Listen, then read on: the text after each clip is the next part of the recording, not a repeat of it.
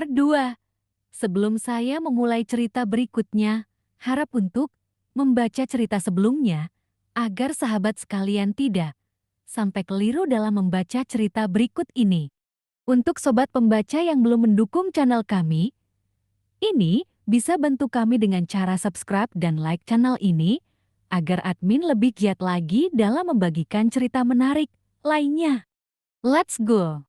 Malam itu, setelah Pak Anton menyudahi kegiatan pertamanya dan tertidur terlebih dahulu sebelum aku yang juga merasakan kelelahan yang sama pun ikut menyusulnya ke alam mimpi.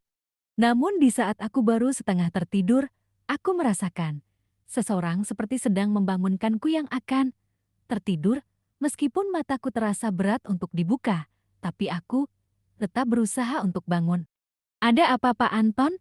Saya capek banget. Mau tidur istirahat dulu? Jawabku setengah tersadar setelah melihat sekilas siapa orang yang sudah membangunkanku dari tidurku yang baru sebentar saja.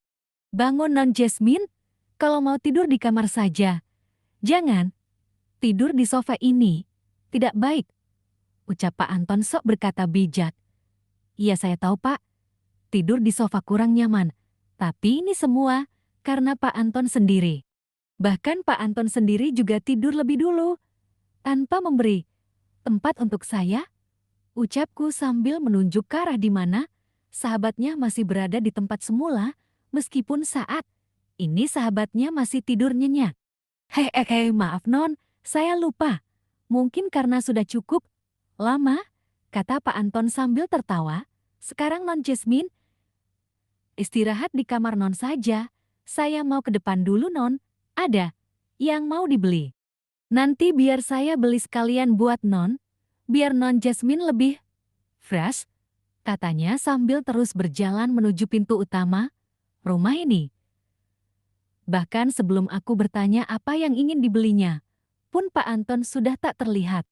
Aku yang saat ini memang sudah kelelahan sedari tadi, apalagi Pak Anton hanya memberikan aku waktu istirahat sejenak saja. Itu pun hanya di awal. Setelah itu Pak Anton terus melanjutkan pekerjaannya hingga dia selesai. Karena memang Pak Anton sungguh tanggung dalam hal itu. Bahkan aku sangat yakin mantan istrinya dahulu sangat senang atas pertarungan di antaranya mereka berdua. Bahkan kini aku sudah tahu rasanya. Bahkan rasanya saat ini aku seperti baru pertama kalinya lagi, sehingga membuatku cukup kesulitan untuk melangkah. Kan kakiku ini seperti masih terasa ada sesuatu yang mengganjal di pintu kamarku. Sehingga harus melebarkan kakiku agar bisa berjalan menuju kamar tidurku. Setelah sampai di dalam kamarku, aku segera merebahkan tubuhku untuk beristirahat. Dan tak butuh waktu lama, aku akhirnya terlelap. Di saat aku baru saja tertidur dengan nyenyaknya, tiba saja Pak Anton sudah membangunkanku lagi dari tidurku. Ada apa? Lagi Pak, saya ngantuk dan capek banget, ucapku setelah melihat ternyata Pak Antonlah orangnya.